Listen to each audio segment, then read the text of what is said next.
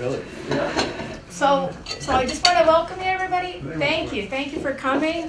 This morning we have Amy Schramm from the Better Business Bureau, who is coming back to speak with us again. She was here in December and talked about charitable giving as well as identity theft and consumer protection.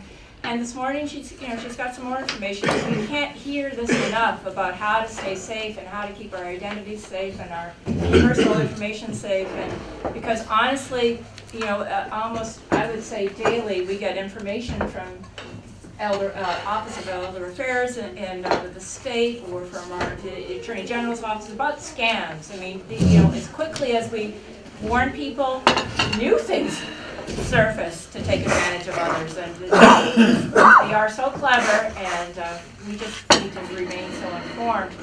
So I'm really glad you were able to find your way out to us again. And next month, when we have our men's breakfast, which will be, it's the first Thursday in May, and I think that's May 3rd. Looking at Chandler, because he usually knows or second. Representative Lenny Mira will be with us, and who was the new rep elected to our area in the last election, and it'll be fun to be able to welcome him, and we can have some good questions for him, and he's looking forward to being here, and we're looking forward to meeting with him. So I'm going to start cleaning up a little bit. If anybody needs any more coffee or pancakes, I still have more.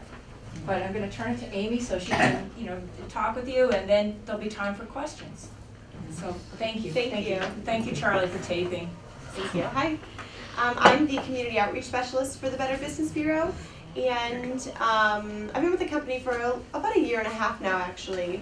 And I'd really like to just start right off and just get into who we are and what we do. You're welcome.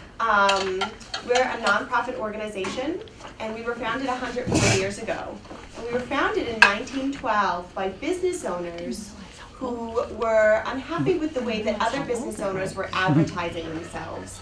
That's really the basis of why we were founded and how we were founded.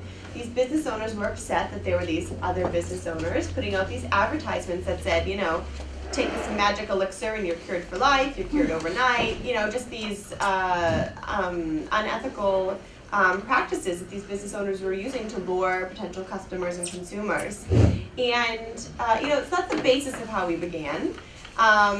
It was more along the lines to sort of regulate advertising and make sure that everything that went out into the public was 100% truthful 100% of the time. And we've certainly become much more than that within the last 100 years, but more specifically within the last 30 years, the internet has just become such a huge resource for people, and BBB.org in particular is just a ginormous resource that a lot of people don't know too much about. A lot of people think that we're solely a complaint call center. I grew up thinking that that's what the BBB did. My mother would answer the phone in the kitchen and tell, the telemarketer off on the other end and say, if you don't stop calling me, I'm going to report you to the BBB. So I just assumed it was this place that you called to complain about annoying telemarketers or a particular product that you were unhappy with or a particular service that you were unhappy with. But we want people to know that while we'll take 100 phone calls one day of people saying, I was duped, this roofer came, my roof's still leaking, he ran off with my money, we'd much rather have 100 people call us one day and say, so my roof is leaking and I'm looking into some roofers, what can you tell me about some of the roofers in my area? So we want people to know that they can use us as a precautionary resource and a precautionary tool so that they're less likely to have to call on the other end of things and file that formal complaint. And again, of course, we'll still take those phone calls either way. There are about 4.5 million business reviews on BBB.org, and every business has their own profile, and you can see all sorts of information on every business that's on there. And about 400,000 of those 4.5 million are accredited businesses. And to be an accredited business really means, when you see that logo in the top left-hand corner of those pamphlets, it's like a big old thumbs up, really. It means that these businesses have lived up to a series of standards of trust that the BBB has set forth. And there's 8 of them. They're very simple, or they're seemingly simple enough. There's no reason why every business shouldn't be able to adhere to them. Advertise honestly, respond to complaints within a timely manner. Accredited businesses have 30 days to respond to initial complaints. safeguard people's personal information, only ask for things like credit card numbers and social security numbers when it's 100% necessary in order for them to conduct their business, be totally transparent, no side deals over here, side deals over here. We just want businesses to be held accountable. And so as an accredited business, accredited businesses are deemed worthy of accreditation status by living up to those standards that we've set forth. And you can see right on bbb.org these businesses, and you can read the complaints that have been filed against them in the last 3 years, if there's been any. You can see a letter grade that they've been given, A through F. I can tell you right now, I can't recall the last time I saw an accredited business that had anything lower than an A- or a B+ or something. It just something wouldn't really add up. Certainly there's not going to be an accredited business that also has an F rating. Unless we were going on an A through Z scale, which we're not, but it just wouldn't make sense. So if you're looking for a roofer, or let's say you're looking for a plumber or something, and you went to bbb.org or an automotive dealership, and you typed it into the service that you were looking for in your zip code, a number of businesses will pop up. Again, some are accredited, some not. We just rate and review both. We want people to be able to make an educated decision. Know that if something does happen, you can come to us and you can file a formal complaint with us. If they're accredited, they're required to respond to you as one of their standards within 30 days. If they're not accredited, we can't guarantee that they'll respond at all, let alone within those first 30 days. But it's still our vision and our mission to create advanced marketplace trust and serve as that middleman for you and act as that middleman between the company and the consumer, the buyer and the seller. We just want the general everyday consumer to feel as though they can trust whoever it is that they're going to be doing business with, and vice versa for the business. The business wants to also feel like they can trust the consumer, to pay whatever the fee is, or to sign the contracts appropriately and things like that. So, and although somebody asked a question, I think it was you asked if we were directly affiliated or if we were the same thing as the Chamber of Commerce. And we're not a federal agency, we're our own entity, we're a nonprofit organization, but we work very, very, very closely with the Chamber of Commerce's across the states that we service, and the FTC, the Federal Trade Commission, the Attorney General's Office, the IRS, the local police, the state police. We're all sort of always sharing information. Sometimes people know to call the Attorney General, or they think to call the Attorney General's office about a particular issue. And after a while, if stuff starts piling up, they'll give us a call and say, I don't know if this is on your radar yet, but in case, you want to educate the public, or in case people are inquiring, this is what we know about these particular businesses that people have been really complaining about, or charity organizations, or things like that. And I should mention this, there are 114 BBB offices in the United States and Canada. The office I'm based out of is in Marlborough, Massachusetts, so about a little over an hour from here, about an hour and a half. And we have a big service area. We service all of Eastern Mass, Maine, Vermont, and Rhode Island. So on any given day, I get to be in any one of those service areas giving a talk just like this. And it's really exciting for me to get to especially take questions, which I kind of really want to get right into if you don't mind, if you prefer it. I'd love to hear if you have any questions to begin with about the Better Business Bureau in general, and then we can move on to any particular scams anyone might have a question about. If there are any, does anybody have any questions? That's okay. We can. I'd like to just open it up and just start right off the bat with taking a question about a scam that you might have been involved with or know of, or just something that you're curious about learning about. Please. I had a call on my cell phone, and I know only 2 people had my number. It was one of these jitterbug. I use it for an emergency zone. Yeah. And I got a call. I answered it, figuring it was someone low. I didn't look at the number, and the fellow spoke in broken English, asking questions about the bank account. And I said, okay, hung up. I called local police, told them, well, there wasn't much they could do about it. We're coming in over the cell phone. Yeah. And so I called FBI, because I looked it up in the phone book. It come from the Bronx, New York. Huh. And the girl that answered the phone didn't seem to be too interested. And then I got mad. And I says, you don't seem to give a damn about the elderly being scammed, and this guy sure was trying to scam me. And I said, can I talk to a supervisor? Finally, a fellow come on, I'm talking to him, and I gave him the phone number and told him that what had happened and everything. And he says, yeah, we're already investigating that. So I knew right there. I think they'd stolen the automated phone thing. You know, the little machine, whatever I don't know how that works. Yeah. I think it's so great that you did call to report it. You know, just like the Better Business Bureau, we want people to contact us and let us know if there's been an issue with a product or a service or a business. You know, the local police, they really do want you to call. The state police, they want you to call. You called the FBI. I think that's awesome. Well, I think that's what they wanted. Interstate. Right, and it's interesting that you said, or that they said to you, it's already being investigated, you know, because some people think that some people don't want to call because they feel like they're going to be seen as a bother, or it'll be like they're crying wolf, and then they'll never be able to call back again about something else. But I'm telling you, they want you to call, and chances are you're not the first person to call. And it just solidifies for them to continue to look into it. And if you are the first person, then you're the first person that's putting it on their radar. And think about, you know, how much grief you're going to be saving a lot more people if they start looking into it if you're the first person to call. I don't think I was the first one because they seem to know right off that there was a scam. Right. So in any case, just calling and letting people know, if you want to call the local police, the state police, whoever it is, letting somebody know about it is so key. Because a lot of times these phone calls, they come in from overseas, which is why they're so hard to track down.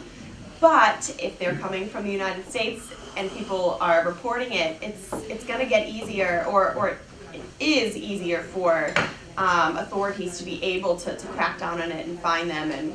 And you can't feel, I don't know if I should say you can't feel special or you can't feel bad. But either way, you can't really be affected on a personal level by the phone calls that come in. It's not personal. You know, these scam artists, they have a list of 500 people in a day that they call, and you might be phone call number 300 of the day. And when you hang up on them, it's definitely the second best thing you can do. The first best thing you can do is not answer the phone at all. If you have caller ID, I know we have them on our cell phones. The best piece of advice that I can give somebody is to just not answer. And some people say, well, what if somebody needs me? What if it's the doctor's office? What if it's my kid, my sister, my this?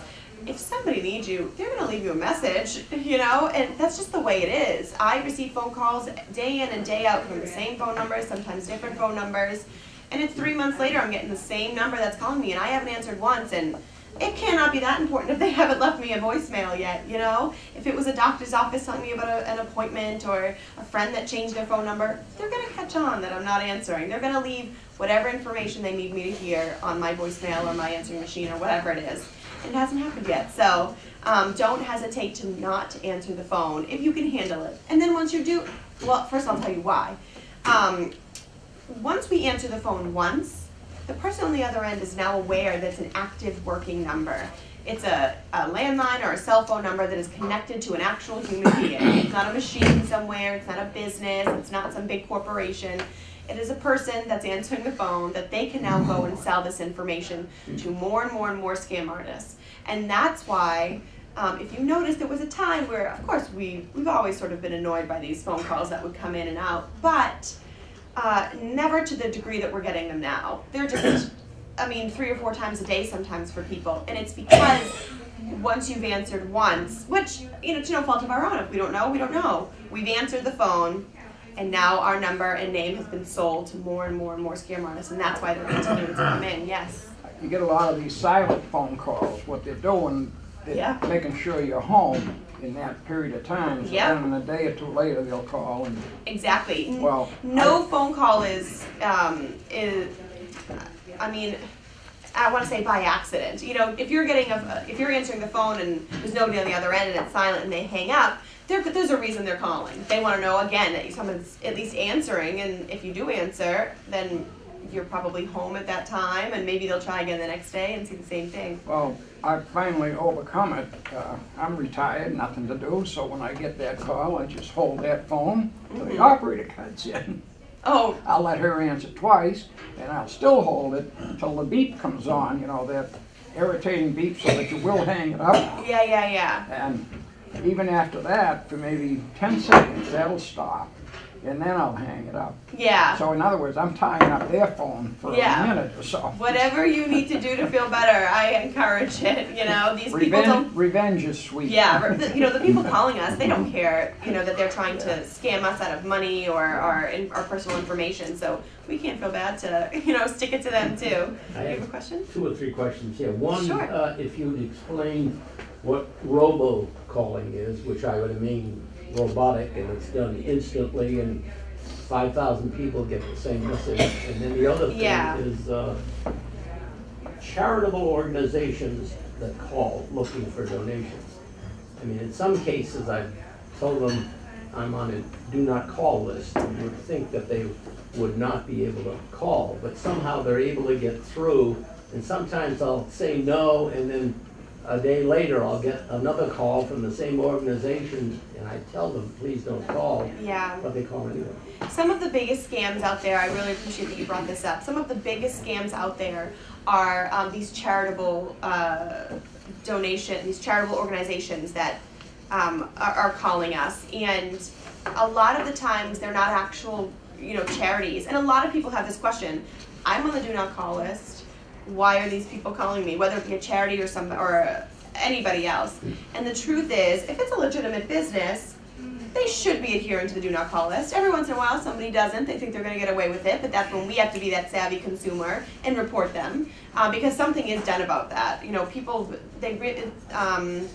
it really is cracked down upon in terms of legitimate businesses that don't follow, or organizations that don't follow. Can you tell them that on the phone when they do call, that I told you not to call, and I'm going to call the Business Bureau? Yes, absolutely. You can say, I'm on the do not call list, but the problem is a lot of the phone calls that we get, more often than not, they're not from legitimate organizations. They're not from legitimate charities or legitimate people that are selling an actual product or an actual service, and they're trying to scam us out of everything we have. They're certainly not going to adhere to a do not call list. Say sometimes that they're from the local police department, I'm calling for so and so. Good, I'll definitely let's start with that. A lot of times we get phone calls. I mean, I'm not sure how often in this town, but we get phone calls from people stating, oh, I'm from your police department, I'm from your fire department. And it's really important that we know that the fire department and the police department will never, ever call us and solicit for donations. Sometimes an outside organization works on behalf of them and they make the phone calls out. But you should know, it's your right to know that that person that's calling you is the person that's actually making that large sum of money, or however much it is that you're donating, they're getting a large chunk of it. If you decide in that moment that you're going to donate $100 to the police department, because that's what you think, that's who you think is on the phone, sometimes the person that's on the phone with you, they're going to hand over the check, but they're making 90% of it sometimes, or 80% of it. And it's devastating. And so we just tell people, first of all, if it's a legitimate organization, they are required to tell you how much of every penny, of every dollar is going to be to every which way of every organization. And in terms of the fire department and the police department, it's just about taking a few extra moments. In terms of the phone calls in general, never doing anything under any circumstance in that first initial phone call ever is important. But especially when we get these phone calls about charities and things, it might spark something in us. We might think to ourselves, oh, I haven't donated in a while, or I've never donated, or I didn't even think to donate, to this particular organization. I just hang up the phone and I pick up my, I pick up my phone and I dial the number that I know is directly related to the police department or directly related to the fire department, and I say, just out of curiosity, if I were to write you a $100 check and want to make this $100 donation, is 100% of what I donate going to go to you? And if they say yes, then I'm going to write the check directly to them. And all that took was me hanging up from the person on the phone that was going to make it easy for me by taking down my credit card number or telling me to tape my check to the front door that they would come by and, take for me. That's how they get us. They try to make it easy. And all it's going to take me is an extra 5 minutes to hang up, find the proper phone number, call them, and, address an envelope and put a stamp on it, or get in my car and drive down to the the police department myself or the fire department myself and just hand it to them. And so, you know, that's really how they get us. They try to make it really easy and they tug at our heartstrings and say, oh, don't you think that you should be donating, and don't you feel like a bad person for not donating, and yada yada, and they sell you these stories, and it's devastating. I'll tell you this, the scam artists that impersonate charity organizations devastate me more than anything else. I just think it's so horrible. And, you know, obviously for many reasons, but just knowing that it's a possibility that the person calling you claiming to be from a charity organization has the potential to not actually be legitimate is half the battle, you know, because then we're going to be able to hang up the phone and do a little research. Go to bbb.org and look at the entire section entitled Wise Giving Alliance and read up on legitimate charities and who to donate and what questions to ask and things like that. So it's just important to just know that to do anything in that first initial phone call could be completely detrimental. And we get a lot of phone calls from charity organizations, and during times of mass devastation we get them even more. And it's because they know that we're seeing it all over the the news and the papers. We're talking about the water bubbler, and they know that they're going to be able to get us that way. So they tug at our heartstrings and they sell us these sob stories that are real sob stories, but they're not real. So we just have to be savvy to that. They also have, when I get one donate to this charity or that one, some of them are the big charities like cancer and some of the others, win $1 million. In the same envelope it says it? Oh, that's part of a contest. Yeah. You don't, and then it says in there legitimately, you don't have to donate to be in part of the contest. It's amazing, isn't it? These people, they just want anything. They want your name, they want your number, they want your address, they want your... I got 2 letters one time from like, I don't know, it was the March of Dimes and the Cancer Society. And the return address, I got one day and one the next. I compared them where you send the money down in Virginia. So it was they were both one organization that's collecting for both of them.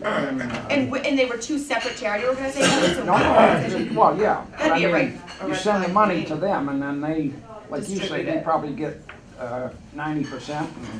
Yeah, Get them. and there's just so much information out there, on these organizations. There's a website that it's not affiliated with us, but I let people know about, called charitynavigator.com, that has lots of information. And I think it lists every single charity that's out there, how much the CEOs make, how much of every dollar is donated to the actual charity. And it's very, very, very interesting. And it's just, along those lines of just doing that little bit of research. That's all it takes is 5, 10, 15 minutes of your time. And asking anybody, anytime that you're giving anybody your information, you want to know that they do not sell your personal information, and I just try not to sign my name to anything, to be honest with you. Isn't there an old saying, there's a sucker born every day and food to take? Yeah, I mean, what does that mean? What? What does that mean? What does that mean? Yes. I think it just means... We're all suckers? No, I think, you know what? I can take care of myself on the phone. Yeah, Somebody calls me, I'll come, I take a whistle and boom. You know what I think it means? I think it means that you can't... Take it for yourself. I think it means that it's not that you can't trust anybody, it's that you can't trust everybody. You can't trust anybody. Well, to be honest, it's not a bad way to look at it. If for your own peace of mind, thinking, you can't trust anybody, it's not bad, My husband thinks I'm so negative and, you don't trust anybody and this, that, and I'd say, well, you're going to be the reason my identity's stolen someday, so you better be careful and you better get savvy to what I'm savvy to, because it's just the society that we live in, and it's so sad and it's so unfortunate that that's the time. This is the time we live in, but knowing it is what's important. Some numbers call me all the time, and I get a thing on the phone. It's a 900 number. Yeah, One time I pushed a button to ask what, and it says it's going to cost me something $1, $2 a minute. Oh, what's it all about? Yeah, to be honest, I'm not sure. That I just don't, anytime a phone call comes in, if I were to answer it, if it asks me to press buttons for this and that, I hang up the phone. That's what I do. And the number can be anything. It can be 900, it can be 800, it can be, and sometimes that's how they get us. They somehow obtained an 800 number, an 888, or whatever it is. And usually these phone calls are untraceable. However it is that they set it up, they make it so it's untraceable, and if you ever hang up the phone and call them back, it's usually a busy signal if you've noticed. And it's not because they're on the other line, it's because they've made it that it's a one-way phone call, it's a one-way phone number, and you cannot contact them. And typically they're mobile, whether it be in the United States or be, across seas. These, I get a lot of calls from Puerto Rico. yeah, I mean, a lot of times it's happening overseas, and whether it's overseas or here, it is usually happening in a big old boiler room, if you've ever heard the term. It's a room like this, tables are set up, and then, phones are set up, and there's 100 people in a room, all with a list of names and numbers, and they're making that phone call, and then, they pick up, and they move to somewhere else, and it's very hard to trace them. They're mobile, it's very, very difficult. If you listen closely, you can hear all the other background noise. It's amazing. And I'm Why not you very, listen to I'm it? not Hang very, up. I'm not very nice on the phone. Good. Be Neither nice. am I. You can't feel bad. I know it's a lot easier too when it's over the phone, because we do get scammed door to door as well. And it's easier to hang up on somebody over the phone than it is to slam the door in somebody's face. But I'm glad that you said that you just hang up or you tell them off or whatever it is. They need it. I did that, someone kept calling, and I finally punched the button to get a human. A man answered the phone. I could hear, like you said, background noises. I said, well, how's everything in the boiler room? Bang! His phone. And if you are going to answer, I mean, certainly I recommend not answering at all, but if you do answer, if the first thing that you say is something savvy like that, how's the boiler room, or what's all that background noise or something, or if you just say to them, I just want you to know, I don't give my credit card number out over the phone. 9 times out of 10, they're going to hang up on you because they don't want to have to deal with it. Your phone call number 300 out of 500 for the day. They want to hang up and move on to the next and hope that they're going to be able to dupe them, and hopefully they're savvy enough to say the same thing. They just don't want to deal with it. And if they do stay on the phone, because it does happen, you're going to know again right away if they're legitimate or not. They're going to be really pressuring you and talking funny and saying, oh, this is the last day, or if they're desperate on the other end for your service, for your money or your information, that's a big red flag, obviously. Yes, please. I found that the best way to handle it, if they call up and ask for me, I just say, I'm sorry, but he died yesterday. Shuts them up, I never hear from him. I just say, he died yesterday, I'm sorry. And that's it. Yeah, I mean, you have to, anything you can do to elicit a response from them is the best thing you can do. It's just going to cut down, I mean, you can always just hang up, but if you want to really know for sure if it's somebody that's not legitimate, say something to kind of throw them off, and they're going to hang up on you. Because, of course, there are times where somebody's going to call you and they're going to be from a legitimate organization, of course. But if you are the one asking the questions, then they're probably going to be, and they're not, then they're going to hang up on you. No, I think you both had a question. I'll take yours. Well, it works for hospitals, too. Yeah. It's a slightly different story, but I was in a hospital and had some work done, surgery, and nothing. 10 years went by, and I got this, we're wondering how the patient is doing. So I wrote back, patient deceased. I've never heard from him since. Good for you. I had a gentleman who would answer the phone, and he told me that, they just kept going on. Oh, well, how about $100? All right, how about $50 and start? All right, $25. And he said, you know what, just send me something in the mail. So we got something in the mail, and it said, well, you were speaking with Kelly, and Kelly said that you were going to start by making, monthly donations of $10, and da-da-da-da. And he just took a piece of paper, and he wrote, well, Kelly lied, and he sealed it up, and he mailed it back to them. And I thought, good for you. You have a question? Sometimes I get a call, and I can tell it's a machine calling. So I just dial a whole bunch of sevens, pushing a bunch of sevens. I think that shuts the machine down, and then I hang up. Ah, that's good. Yeah, a lot of people just press the buttons and just let it kind of, yeah. Yeah, but if you have a legitimate call, you call the... They'll call back. Call the government office sometime, and by the time you get through punching numbers, you're ready to pull the phone out of the wall. I know, that's the truth, isn't it? Isn't that true? Yeah, a couple questions. I get some scams sometimes over my email. Perfect. And you can detect the language. I mean, it isn't English, or it is English, but they've broken English. Yeah. They won't have a dot at the end of the sentence, and they'll start with You know, Right. you can tell right away usually that way. Yeah, just by, like I mentioned, not answering the phone is the best thing you can do. If you can resist not opening emails from unsolicited email addresses or email addresses you're not familiar with, every once in a while a friend's computer will get hacked into and send you some spam. But if you can, it's not worth it to open up emails from email addresses that you're not familiar with. And if you do, just how we answer the phone, if you do open the email, just don't click on anything. Yeah. That's the bad stuff, is clicking on anything that's in it, whether it be a link, a picture. Don't click on anything. It's not worth it. Yeah. I got a call just, as a matter of fact, yesterday from my brother. Not a call, I got an email from him. And it clearly is his email, and it goes on to say he was in, I think it was Portugal, and you've lost all his money, and he's trying to get out to the airport, and he has to pay his hotel bills, and what can you do to help him out? Yeah. And of course I checked with him, and he's at home in Florida, and there's no problem, everything's wonderful. He told me that they hacked into his contact list, and everyone on that list, there must have been 100, 150 people, all got the same email. Yeah, it's been They're all happening to a lot relatives. of people. As long as you change your password, you should be okay. So if as long as he just changed his password, his, whoever the hacker was that somehow got a hold of his password shouldn't be able to get back in. And if they do, then change the password again, I guess. But it does happen, quite often. You can have a friend's computer that's hacked into, or a relative, and they send you something, but it's, again, just not clicking on anything. And he potentially had his contact list stolen because he opened something and clicked on the link. And it's so important because the viruses that are attached to these links or these pop-ups that come up when you're connected to the internet are so dangerous. If you click on them, one of two things can happen. One, the viruses are so strong and your computer is so weak that it completely crashes your computer. It's happened multiple times to many people I've interacted with. And your computer, it just goes kaput. And then the other thing that happens is almost worse. You click on the links and nothing happens. Seemingly nothing happens. But every time you click on that link, whether you realize it or not, all of your personal information is getting sucked out of your computer and being sent over to the computer hacker's computer. And the smart hackers don't do anything right away with your information.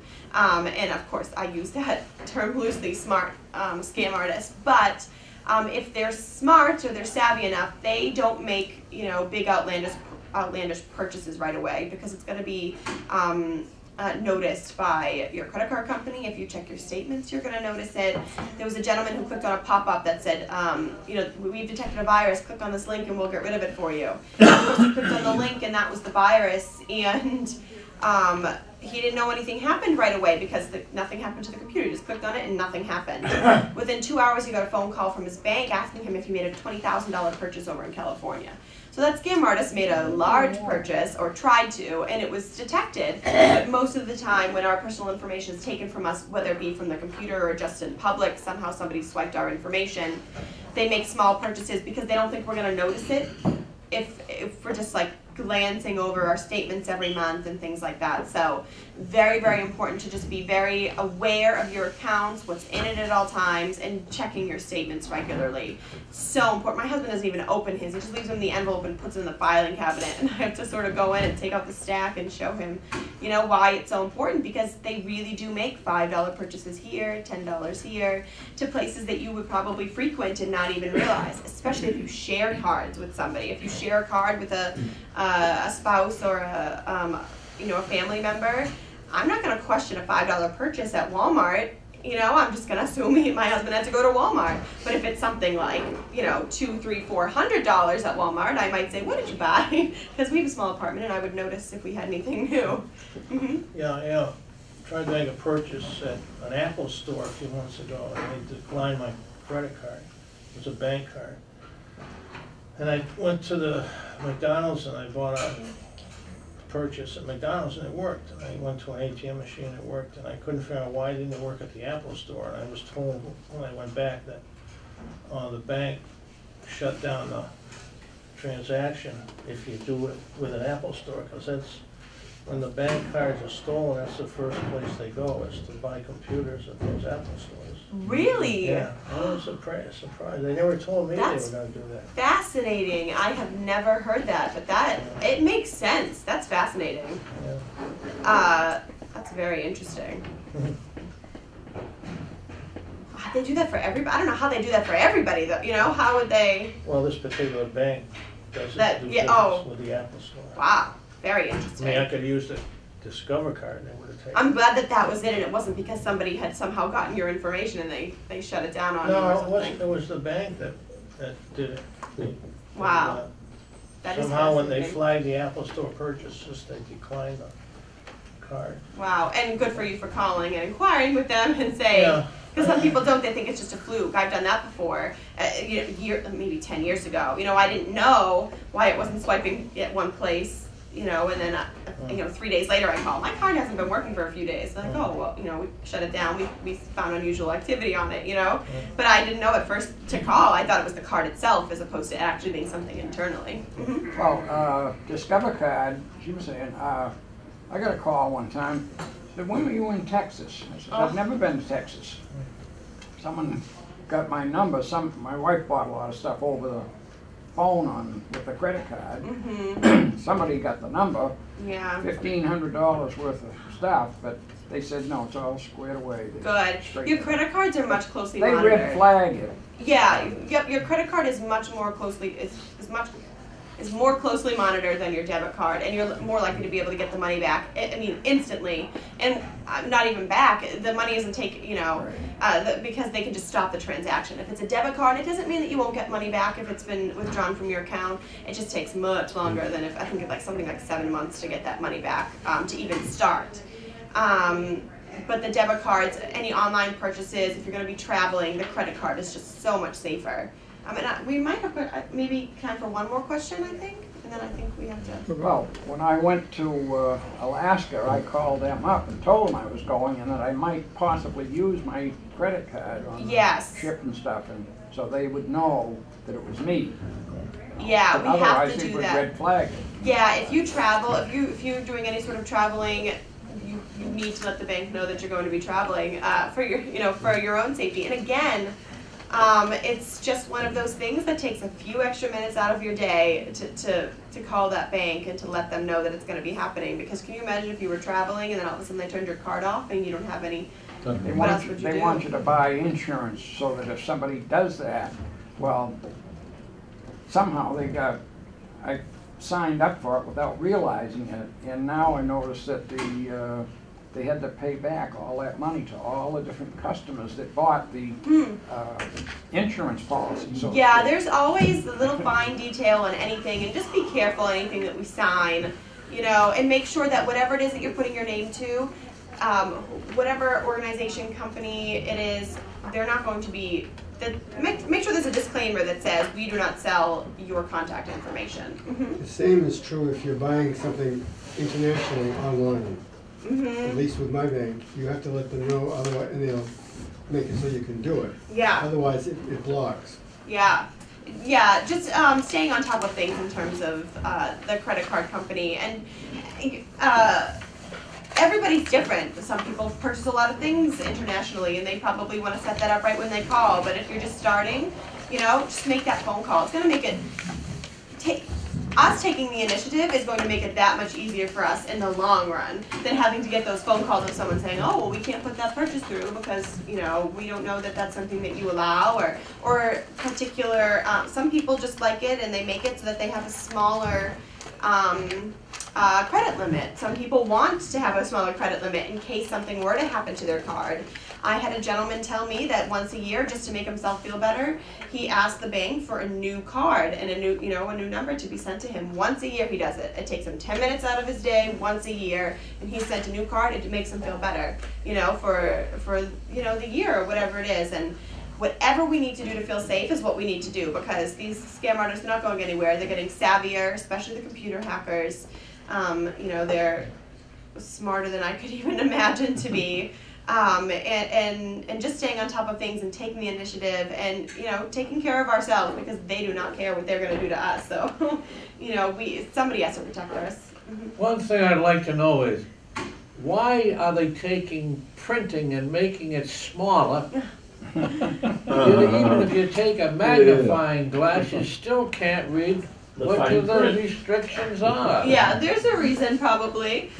you know, they probably want you less likely to be able to Yeah, notice. but that's the credit card companies too. Well, yeah. Well, also, I think because a lot of things are getting electronic now, or happening more electronically when they are sending you things through the mail. They don't want you to have pages and pages and pages. They just want to condense it as much as they can. And if you're using a Yeah, but a it 6-point says warning, font, and then you can't read what the warning says. I know. You gotta get a ruler to hold your line. Unfortunately, that's not my area of expertise. Is this Consumer Protection Agency that Elizabeth warned for, is that making a difference or helping people? You know, to be honest with you, I have no idea. I don't want to lie. I'm not sure. It's a very good question. It's something that I should certainly look into. My guess is that it is going to make a difference because, or it should at least, something like that should, because although we can't do much to stop these phone calls that come in and these letters that we get because they're happening overseas, the Federal Trade Commission is working very closely with international authorities to try to track down on these boiler rooms and try to, they're really trying. It's hard because, like I said, they're overseas and they're mobile. If they were here, it'd be a little bit easier. We'd probably have people really getting into it. But the people over there are calling us. They're not calling their own. They're calling us because they know, what are we going to do about it? But it should. In the Attorney General's office, and the BBB really want to help protect the consumer and do everything that we can.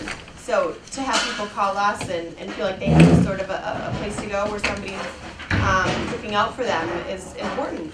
If the telephone company wasn't making so much money, I think they'd have this stopped in no time flat. I know it, right? They profit from it. Small print is easy. Get a magnifying glass. Even then it's hard. I've tried it. The robocall we were talking about earlier, is that just refer to a boiler room situation where you have hundreds of people? I think the robocall is specific to just recordings. It's a machine to machines that just have a list of numbers and they just call, all day long, and just. There isn't usually a person attached to the other end of it, or there's a person. Sometimes it'll ring, and then if you wait a few moments, it goes away, or they either hang up on their end if they're not going to respond. Yeah, I guess just the best piece of advice I can give is to not feed into anything. It's just not worth it. Whether nobody in this room is ever winning any sort of prize, vacation, money, nothing, never under any circumstances that ever going to happen. And as long as we know that, we're going to be much better off. If somebody's calling us, offering us a better interest rate, or telling us what a charity organization we could donate to, I'm going to hang up and I'm going to go to bbb.org, or I'm going to Google it, and I'm going to look up my own information, or research my own questions, and just inquire for myself. I'm never going to take anything that anybody's calling me about. I might get a phone call from someone saying, "Oh, you can have a better interest rate on your credit card," and I'm going to hang up on them, but I might think to myself, you know what, I should have a better interest rate, and then I'm going to do a little bit of research. I'm going to find the legitimate companies. I'm going to call them. And that's going to be that. I'm just never going to even toy with the idea of working in any way with the person that's over the phone with me. If they're legitimate, then they're going to have a phone number that I can call them back at. And if I say, "Oh, can I call you back in 5 minutes?" they're going to leave me a phone number and I can call them. About every 2 or 3 weeks, I get a call they say they're from a credit card company. They want me to check my credit rating. Yeah. Oh, Christ, I get that all. I keep hanging up on them. I say goodbye. Yeah. It's like I said, I don't think the phone calls, they'll probably never stop. They hope that one day, they'll catch you off guard and you'll say, "All right, tell me more." That's why they continue to call. They just hope that one day it's going to click. That's like the charity organizations, the fake ones, who continue to call because they think this is going to be the time that they can tug at your heartstrings and make you feel the worst. And once you've made a donation, also they'll call again expecting another donation. That's why it's so important to do research into the charity organizations that are expecting annual donations, or if it's a one-time thing, and how much they're going to do, it's upsetting nowadays that it can't just be cut and dry, but it's not. Well, thank you all very much. I appreciate your